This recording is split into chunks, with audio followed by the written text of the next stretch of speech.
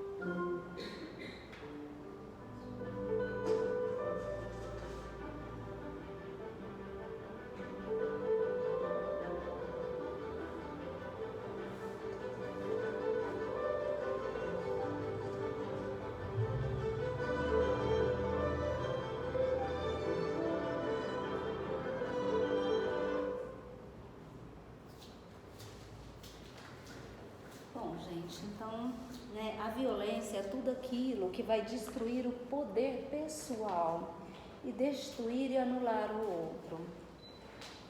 E o sofrimento, ele não tem como contrapartida o aprendizado. O sofrimento da violência, ele não promove aprendizado, né? Ele é imposto e reduz a criatura ao medo e a uma criatura que obedece à outra, né? Então, ela tem o poder de excluir do horizonte psíquico da pessoa o acesso à condição de sujeito. É essa violência que eu quero trazer para a gente refletir, para a gente pensar junto, né? O convite é nós olharmos para nós, para as nossas relações, amparados pela assertiva de Jesus. Bem-aventurados os mansos e pacíficos. O que vocês acharam do vídeo? O que vocês viram?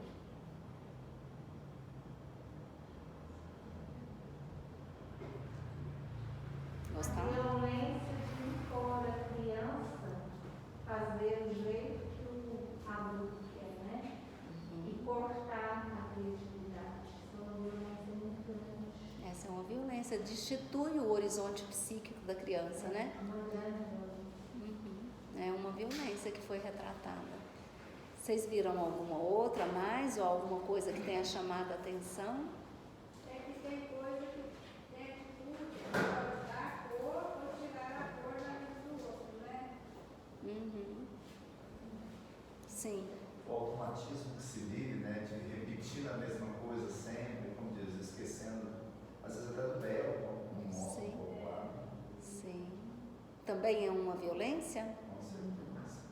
Sim. O problema também é que a gente, às vezes, vive preso dentro de nós mesmos. Nós não saímos. Somos escravos das circunstâncias, daquilo que está à nossa volta.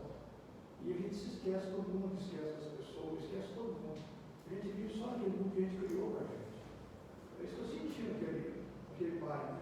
Ele criou um mundo dele, ele vivia só dentro dele. Esqueceu que tinha um filho, nunca passou nada para ele. E de repente precisou do filho acordar ele para a realidade da vida. Opa, eu estou errado. Que são as oportunidades que nós temos, né? Vocês viram ali, gente, a força do olhar?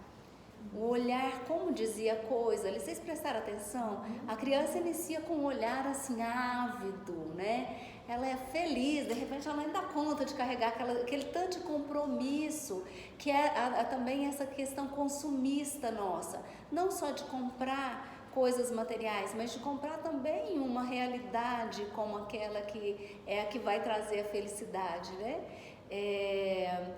Ali ele retrata nas cores, nos olhares, né? Uma pressão social ali também, né?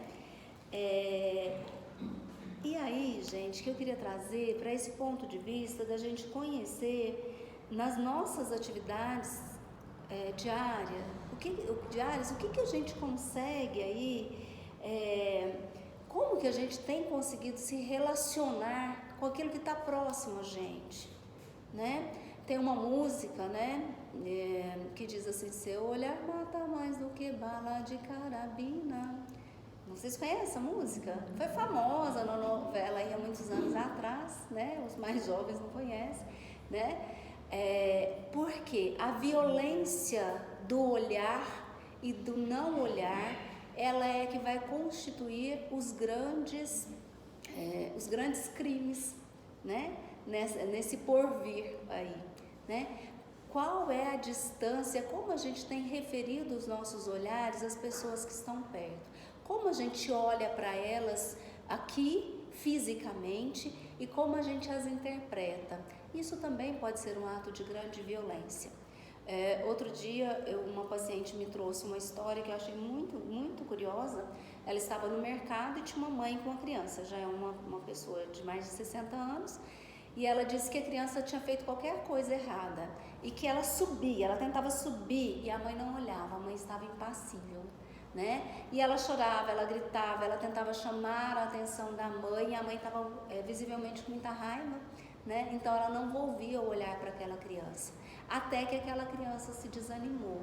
E às vezes é isso que acontece com a gente. a gente traz as caricaturas para a gente pensar no menorzinho, porque às vezes a gente não está errando grandão, mas a gente está fazendo um monte de errinho petitinho que vai anulando a vida psíquica do outro. Essa violência de como a gente olha, porque às vezes o nosso olhar fere, né? Faz, nossa, me fuzilou agora com o olhar, já não fala isso? Nossa, fuzilei com o olhar, né? E fuzila mesmo, né? Fuzila mesmo, porque aquele olhar vai encontrar com emoções e sensações da outra pessoa e com interpretações. E esse olhar, nós não podemos esquecer que é o nosso olhar, né? Ele é nosso. Ele não diz respeito àquela pessoa para quem eu estou olhando. Ele é meu. Eu que olhei assim. Então, às vezes, esse olhar que fuzila vai realmente descontrolar aquela outra pessoa da individualidade dela. E como eu olho também nas interpretações, né? Ai, nossa, mas fulano é preguiçoso, meu Deus do céu. Não, é a preguiça em pessoa, né? Eu já estou denominando um lugar para aquela pessoa. Qual é a condição que ela vai ter ali de metabolizar aquela informação para poder ser outra coisa diferente de mim? E às vezes a gente ali retrata uma criança, né? Mas a criança que existe em nós, ela é sempre ameaçada pelos olhares e pelas interpretações. É ou não é verdade, gente? Quando alguém faz alguma coisa diferente do comum, a gente não pensa, mas o que eu fiz, né? O que eu fiz que essa pessoa está me tratando hoje mal, né? E às vezes eu vou até fazer essa pergunta para mim mesma, ou vou fazer para ela, né? Então a gente volta esse olhar para a gente, e às vezes a gente fica preso, né? Até nós adultos, né? Com a sensação da rejeição, né? Do não convite, né? Eu ouço muitos adultos me contando assim, mas por que convidou? Todo mundo me convidou. Não é nem que eu não queria ir, não é que eu queria ir, mas eu me senti rejeitado, né? Porque essas questões, né? Elas perpassam pela gente, né? A nossa criança, às vezes ela está adormecida, às vezes ela está muito acordada dentro de nós, mas eu estou trazendo a criança como um elemento humano, né? É isso que eu queria trazer, aquilo que está por perto do nosso alcance, né? Como a gente tem falado com as pessoas que estão à nossa volta, que tipo de palavras, porque às vezes a palavra, ela é mortífera, né? O tom, né? A entonação, o que é dito, né? Então eu gostaria de chamar um pouco a atenção nossa, porque nós não vamos, se Deus quiser, nós não vamos agredir ninguém que esteja dormindo, nós vamos levar o pão, nós vamos levar a sopa, né? Nós vamos saber entender se a gente precisar se retirar de algum lugar, mesmo que a gente com raiva, a gente vai segurar a raiva, vai dar conta de metabolizar. Agora tem aquilo que vaza de nós e que geralmente vaza naquilo que está aqui pertinho, no que está perto de nós, nas nossas relações familiares, nas nossas relações de emprego, nas nossas relações com quem está pertinho da gente, né? E é sobre isso que eu acho que a gente precisa pensar, porque a agressividade, gente, ela é constitutiva do mundo humano. Nós precisamos de agressividade para sobreviver, segundo toda a psicologia, né? Nós precisamos de uma quantificação de agressividade para a gente poder se defender, né? Se eu não tiver uma certa agressividade, eu não vou conseguir atravessar a rua, saber se o carro vem ou não vem, né? Então ela é constitutiva do humano. Agora, quando ela tem a intenção de humilhar, de ferir e de me colocar em um poder superior do outro, aí já é uma violência, né? Porque eu estou inutilizando ou estou diminuindo aquele que está ali à minha volta, né? Então eu não estou falando de tiro, eu não estou falando de briga, eu não estou falando de agressão, eu estou falando de olhares, de palavras, de gestos e de pensamentos. Como que o outro cabe dentro de mim, né?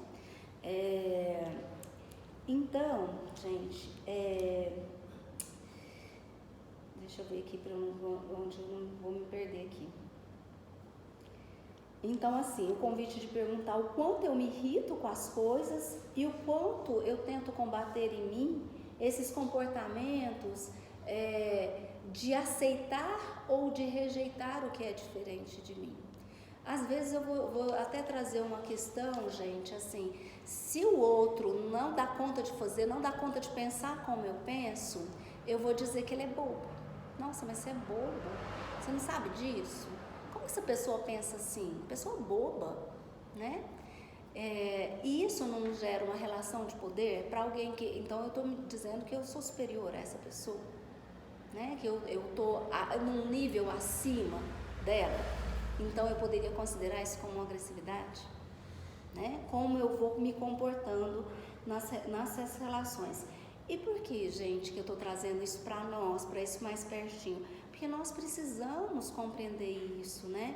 Que nós temos essa agressividade constituinte, que é do humano, né? A Cleo, no domingo passado, quem estava lá no Saldanha, ninguém daqui, né? Ela contou uma história, ela disse que é do Mensageiros, né? Então ela disse que talvez o Mário vai me ajudar melhor, porque ele tem a memória boa.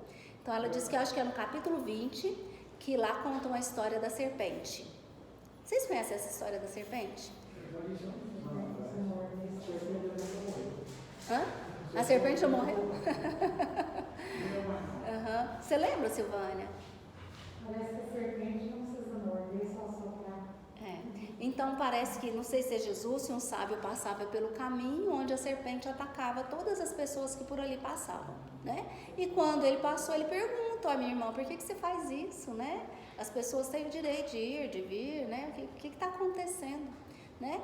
E ela toma aquilo para ela com uma força grande, e quando ele volta pelo mesmo caminho, ele encontra ela toda despedaçada, as pessoas jogavam pedras, né? Ela está toda desfacelada, e ele pergunta o que aconteceu, né?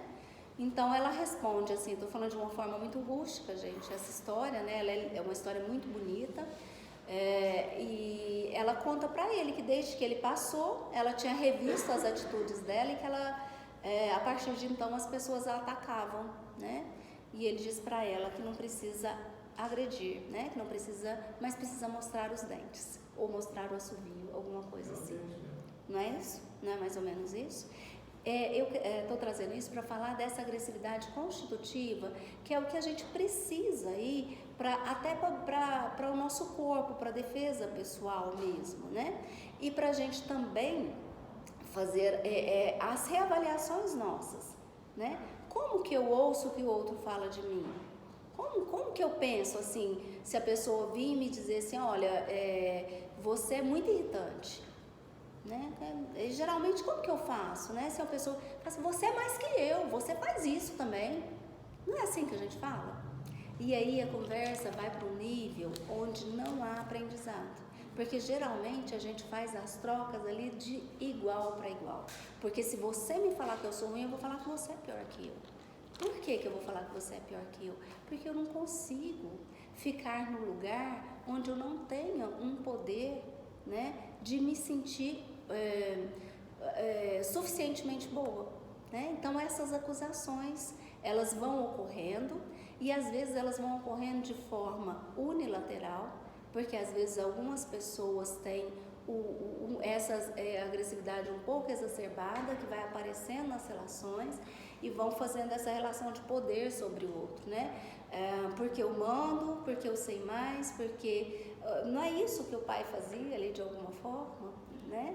Ele tinha uma concepção do que era verdade, do que era necessidade, e ele queria que essa criança satisfizesse aquilo, né? Que é o que é esperado. O que cobram de nós, gente? A gente precisa estudar, a gente precisa fazer faculdade, a gente precisa casar, a gente precisa ter filho, a gente precisa ter carro, a gente precisa ter casa, a gente precisa de um tanto de coisa. Não tem um consumismo social de que quem quem tem alguma coisa. Não existe essa cobrança. Nós vivemos na mesma cultura, essa cobrança existe sim, né? E de repente, quem tem um pouco mais de sucesso pode ficar um pouco enganado também com esse sucesso, de achar que descobriu a fonte da verdade. Nós não temos, né, essa fonte da verdade.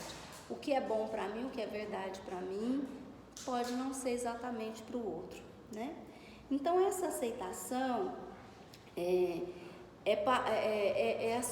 esse olhar para a gente, é para a gente buscar a nossa verdade, buscar como que estão as nossas compreensões e as nossas relações, para a partir daí eu fazer aquela coisa que todo mundo fala, não consigo mudar o outro, eu só consigo mudar a mim mesmo.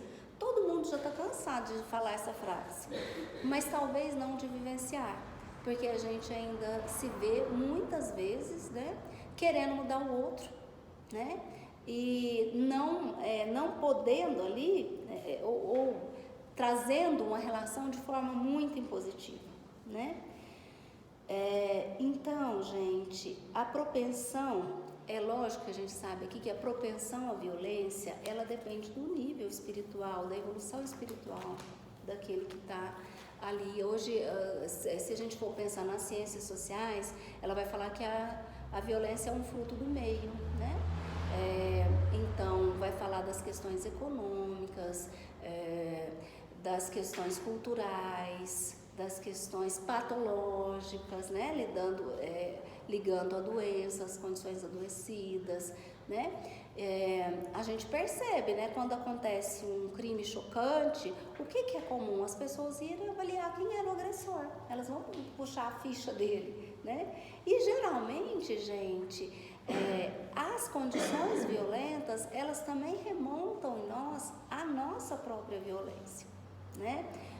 Acho que o ano passado, no bairro Jockey Club, uma pessoa com transtornos mentais, ela agride um animal, acho que um cachorro, se não me engano. Isso ficou muito falado, vocês lembram disso?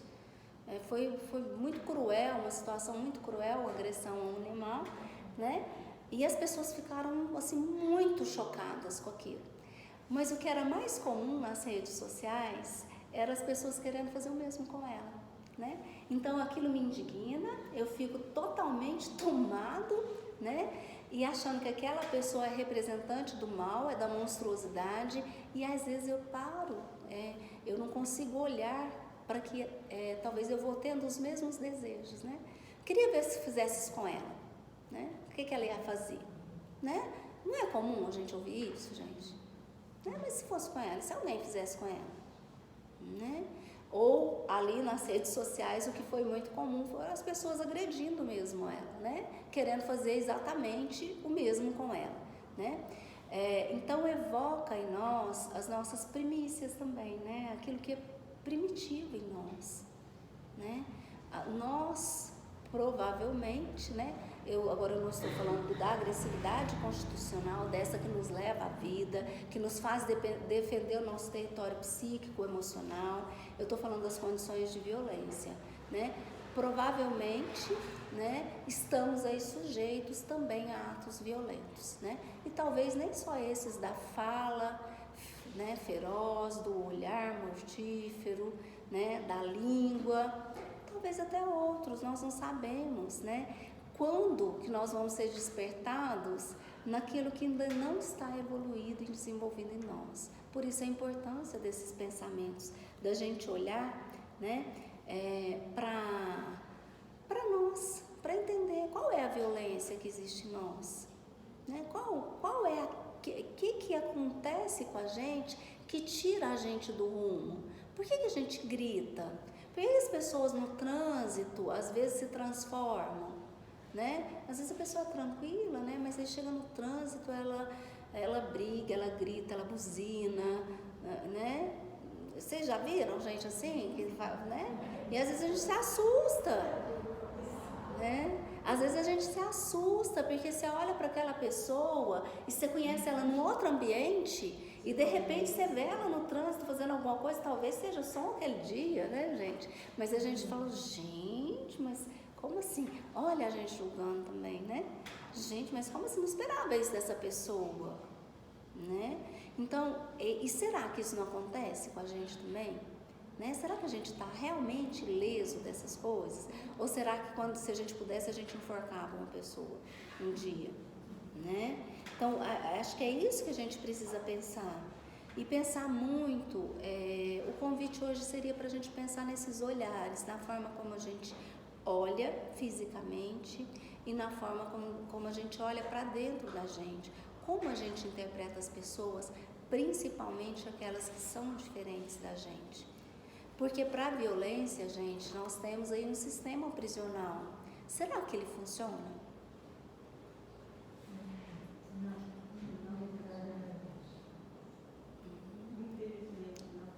Infelizmente ele não funciona, né?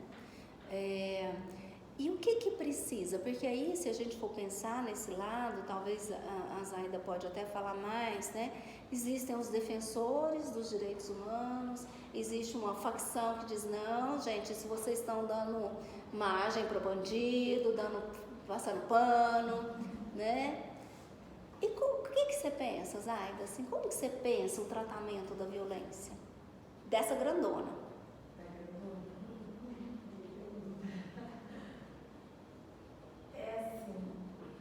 Eu vou falar especialmente dos que defendem, né, os direitos humanos.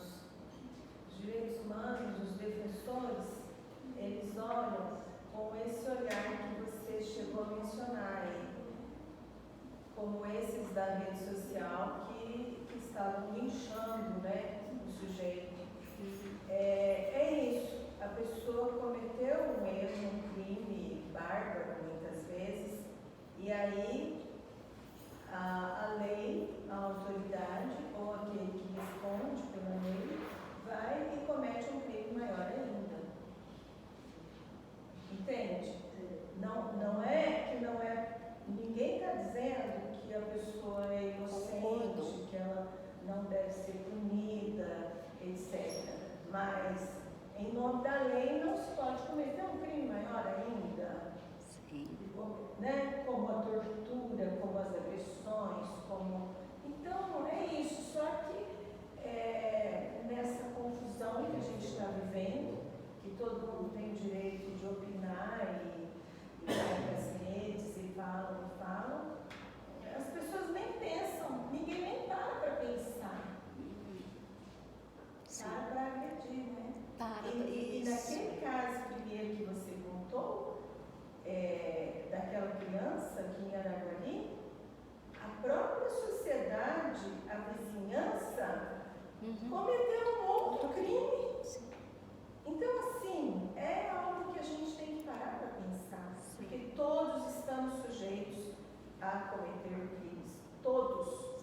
Todos nós. Sim. E a gente não se coloca nunca nesse lugar que a gente pode cometer. E podemos, porque todo mundo está sujeito a passar por uma raiva, por uma frustração, por alguma coisa, e estamos sujeitos a cometer sim. Zara, você me fez lembrar do Chico, no livro Chico de Francisco. A pergunta feita é irmã, quem é o criminoso? A resposta dele, qualquer um de nós que foi descoberto. Que foi descoberto. Porque ela falou qualquer um de nós, somos, né? Eu tive uma resposta uma vez, assim, todo mundo é muito bom até prova do contrário. É a lei, né? A gente é muito bom até ser testado naquilo que era o nosso interesse, né? A gente acabar de matar. Sim. Mas aí tem uma atenuante para nós, que é o seguinte, nós somos vítimas de uma mídia facciosa que pega as coisas e fica repetindo, trazendo pessoas para falar sobre aquele assunto, cada um fala do jeito, geralmente são todos com tendência a punir mais ainda aquele que cometeu o crime.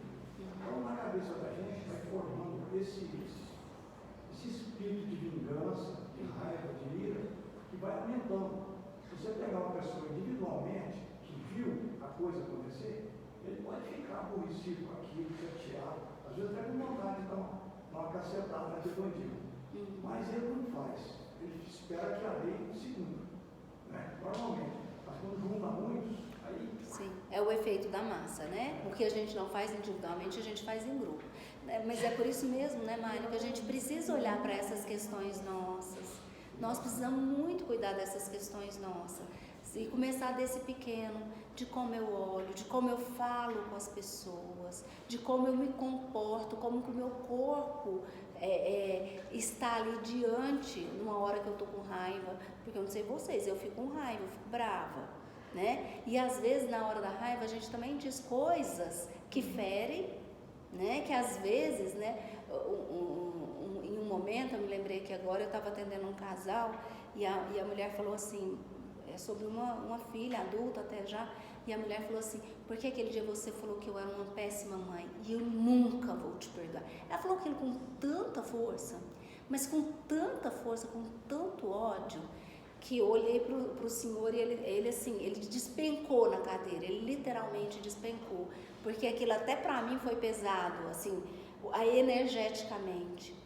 Então, e estávamos nós três, né? Não tinha efeito de massa, ela estava falando dela.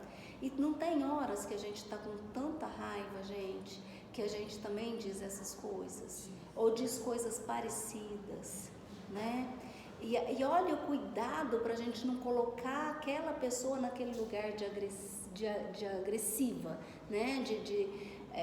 Se a gente for pensar, quando eu te trouxe essa questão, né, que eu te perguntei, te fiz essa pergunta, né? Evidentemente, gente, uma pessoa, vou retirar ali as psicopatias que se inserem na infância, né?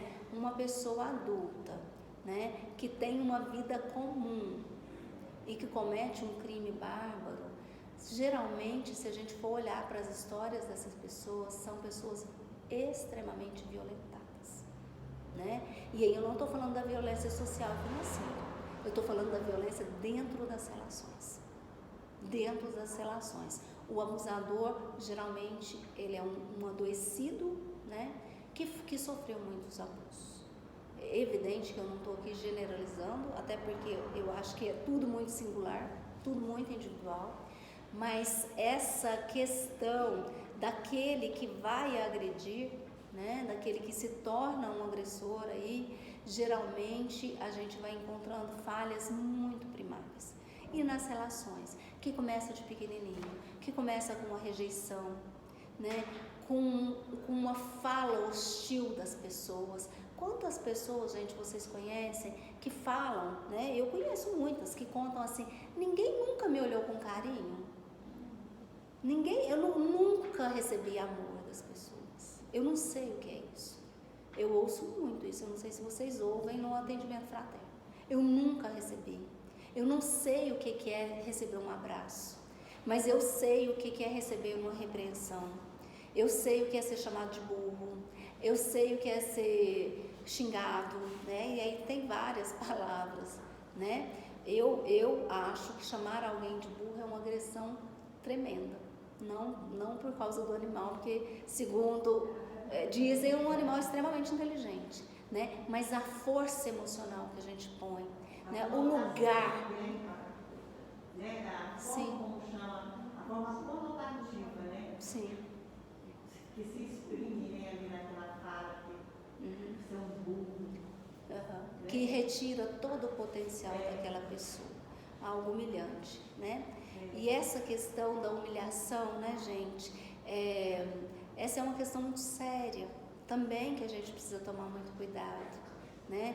Porque quando a gente vai para a convivência social, a gente precisa muito, né, estar ciente da gente, das nossas condições e de que o outro também tem uma condição diferente daquela que a gente acredita que a gente já tem, né?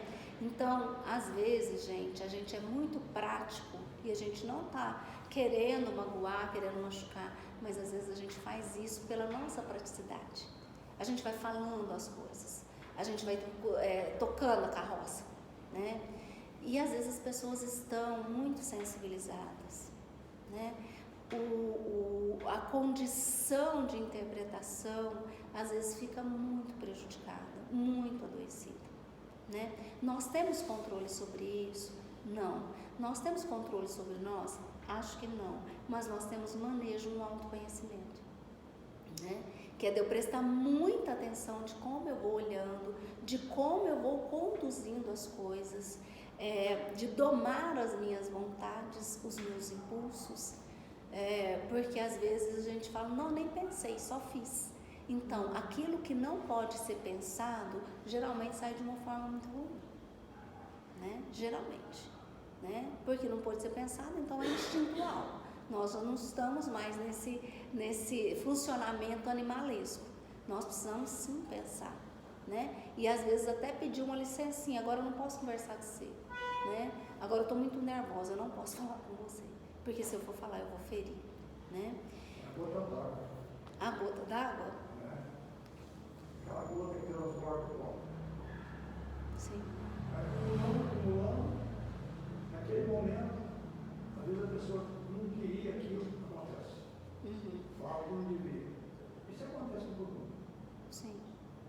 E esse cuidado, né, Mário, às vezes, como a gente está falando dessas relações muito próximas, da gente poder ir conversando as coisas. As conversas não são definitivas, conversas são apenas posicionadoras. A gente vai conversando, se posiciona diferente, vai conversando de novo, posiciona diferente de novo. Porque se a gente for esperar algo definitivo, né, algo mágico, né, a gente vai ficar muito frustrado, porque mágica não existe. Existe trabalho muito árduo, muito sério, né? E se transbordou é porque a gente não foi conversando. Aí a hora que explode sai tudo, né? Porque se rompe a barreira lá a barragem, a água vai para todo canto, né? Faz um estrago danado, né? Então é importante a gente poder ir conversando nessas relações, né? Especialmente com quem está mais próximo da gente, porque a gente também acredita que aquela intimidade que a gente tem, ela nos dê margem para falar de qualquer jeito, né? Porque, e onde que a gente fala de qualquer jeito? Onde a gente sabe que tem amor suficiente para aguentar a gente. Olha que trem mais feio que a gente faz, né? Porque a gente não fala assim nas situações sociais, né? Eu não vou chegar no Mário e vou falar com ele de qualquer jeito, porque nós somos amigos, nós temos uma sociabilidade, mas na minha casa eu vou falar de qualquer jeito, né? Com o meu filho eu vou falar de qualquer jeito, porque ele é meu filho, né? São coisas para a gente pensar. Com a minha esposa eu vou falar de qualquer jeito, porque ela é minha esposa? Não, também não, né? Um por favor, um com licença, você vai ficar muito chateado se ficar desse jeito, porque dentro das relações também tem isso, né? Um tem uma verdade, outro tem outra, né? Um quer de um jeito, outro quer de outro. E às vezes a gente quer fazer do nosso jeito. Na maioria das vezes a gente quer fazer do nosso jeito, né, gente? E aí a gente precisa consultar o outro, ó, né? Você vai ficar muito chateado se for desse jeito? Você me dá licença para ser desse jeito? Né? Para que essas relações, elas não se tornem hostis e de afastamento. Porque a cada momento que a gente vai compreendendo um olhar diferente, uma recusa em conversar, né? Uma rejeição naquilo que a gente é, naquilo que a gente faz, a gente vai construir, vai pôr um tijolinho numa parede de afastamento, né? E de onde vão acontecendo as grandes rupturas? Desses pequenos tijolinhos, assim como as grandes violências, né, gente? Vão acontecendo desses pequenos tijolinhos de uma criança que talvez foi muito maltratada. Infelizmente, gente, até hoje muitas crianças são muito maltratadas, né? São humilhadas, são rejeitadas, né? Infelizmente isso ainda existe. Quanto que a gente espera de uma mente em formação, dela dar conta de fazer a famosa resiliência dessas coisas? Quanto que a gente pode esperar disso? Né? Porque às vezes a gente aprende até uma forma de falar com as pessoas. Tem gente que fala endurecidamente, mas você vai olhar, toda a família fala daquele jeito, todo o círculo social fala daquele jeito, fala de arranco, né? Então, assim, que coisas a gente está podendo proporcionar para que a gente, né, cuide da violência que habita em nós e para que cuide daquela também de não promover naqueles que estão aqui por perto de nós, né? Então, né, voltando aqui, né, o violento é um doente espiritual. E a mais importante terapêutica da violência é a prevenção, né? E o que é a prevenção? É aquilo que exige de nós, que nós busquemos o exercício do amor, sob a inspiração da doutrina de Jesus. Nós já temos algum conhecimento, né? Nós já temos conhecimento suficiente para não deixar aquela pessoa ilhada no lugar dela, mas para convidar através do nosso exemplo amoroso, que talvez seja o nosso olhar, né? Só um olhar. Quantas vezes a gente não pode nem dizer nada, a gente não pode fazer nada, né? Mas a gente pode lançar um olhar carinhoso, a gente pode pôr uma mão no ombro. Então nós precisamos nos moralizar para que possamos realmente educar as novas gerações e oferecer um ambiente mais saudável humano, né? Quando eu falo das novas gerações, gente, essa nova geração de nós mesmos, não são só as crianças. É esse gerar, esse construir, que a nossa subjetividade, até o nosso desencarne, ela está sendo modificada. E nós precisamos lançar a mão, nós estamos tendo a oportunidade, né? A oportunidade, no sábado tinha uma pessoa no centro dizendo que o filho diz para ela assim: respira, mamãe, calma, respira. Titinha, assim, olha a oportunidade que ela está tendo, né? Dele convidar ela a respirar, calma, volta pro seu centro, não haja agora, né? E eu achei muito interessante aquilo, a Célia estava lá, foi muito legal, né? Então, essas oportunidades que são sempre, que nós estamos sempre convidados, porque gente, para tirar a gente para ser a gotinha d'água, não falta, porque nós estamos já de pavio muito curto, nós já estamos muito intolerantes. O Pedrinho, aqui do Isabel, falava assim, fala que perde a paciência, não perde nada, já não perde, porque já não tem, né? Não sei se alguém já ouviu falar ele falando isso. Ele falava muito isso, né? Não perde, a gente não, é porque não tem mesmo, né? Então nós estamos também muito intolerantes. Por isso que cada coisa que passa por nós parece ser um convite para a gente sair do centro, né? E às vezes nem é, gente, é porque nós não estamos tolerantes mesmo, né? Nós estamos aí com 300 milhões de coisas que escolhemos fazer, né? E achando que o mundo tem que facilitar um pouquinho a nossa estada aqui, né? Perdendo às vezes grandes oportunidades, né? E eu vou trazer uma frase aqui para a gente ir para o encerramento, né? Que é do Simonetti. Ele diz assim, que quando a contenção da violência deixar de ser um problema policial e se transformar em uma questão de disciplina do próprio indivíduo, e quando a paz for um produto da observação coletiva das leis divinas, então nós viveremos num mundo menos violento. Então só depende da gente. Só depende da gente. Mas é questão de evolução, né, não? Você está certo, eu concordo que a gente tem que melhorar, tem que esforçar. Mas nesse plano que a gente está de prova de expiação, é questão mais de evolução, né, não? Isso, mas esse planeta é exatamente a oportunidade que nós temos para a nossa evolução. É a escola, né?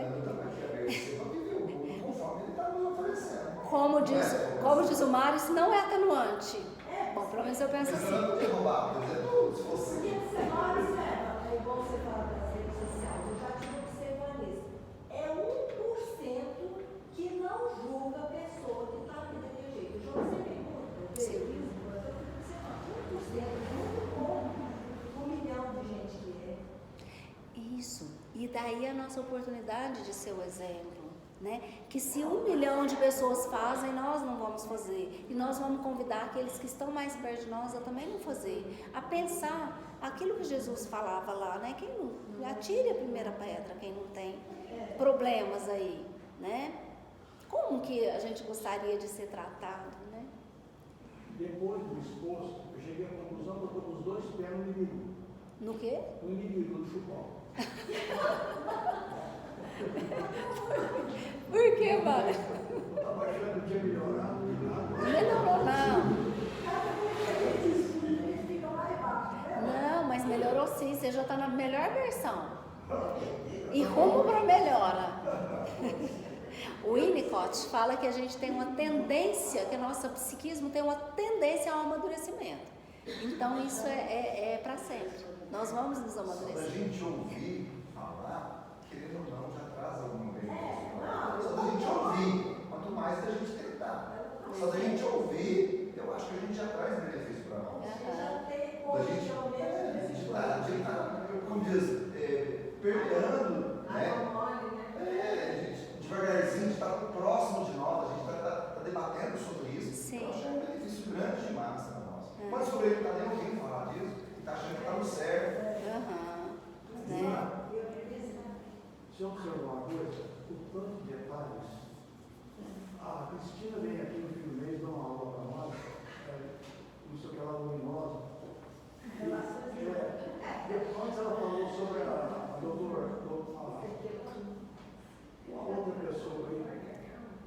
para nós aí, que é o da aula, os detalhezinhos, que vai falando, a gente fala assim, não, é coisa demais. Eu vou dizer, a gente não vai evoluir uma encarnação só. Né? Sim. 2000 anos que nós estamos desde que Cristo está aqui, É. eu não melhorei nada, não estou melhorando. Não, melhorou sim. Melhorou. Se voltar, melhor. Melhorou muito, né? Pode ser. Muitíssimo, né? E eu acho, né, que não é para também tirar essa sustentação, é para plantar a sementinha do desejo, né? Porque às vezes a gente pensa que a gente está tão longe que a gente fala nem, né? Nossa, descrencei já, desapercei. Não, é para plantar essa sementinha do desejo da gente ficar mais observador nas relações. Às vezes amanhã você vai olhar com mais carinho, vai falar com mais ternura, né? Pelo menos amanhã. O que eu acredito é o seguinte, a gente não pode deixar morrer a esperança. Sim. Esse é o segredo da vida. É. Só isso. Eu fico pensando que tanta é a nossa vontade que nós estamos aqui para ouvir, aprender e queremos fazer assim o que aprendemos, né? Nós temos muita vontade para isso. Graças a Deus. Isso é um passo muito grande nosso. Nós podemos, né? Melhorar, mudar,